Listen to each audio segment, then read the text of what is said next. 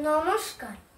কবিগুরু রবীন্দ্রনাথ ঠাকুরের কবিতা দুষ্টু।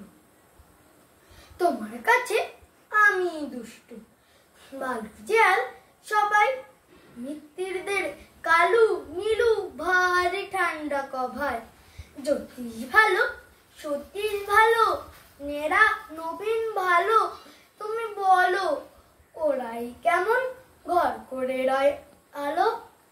মাখন বাবুর দুটি ছেলে, দুষ্টু তো নয় কেউ। গেটে তাদের কুকুর বাঁধা, করতেছে ঘেউ ঘেউ। পাঁচকড়ি ঘোষ লক্ষ্মী ছেলে, দত্তপাড়ার গবায়।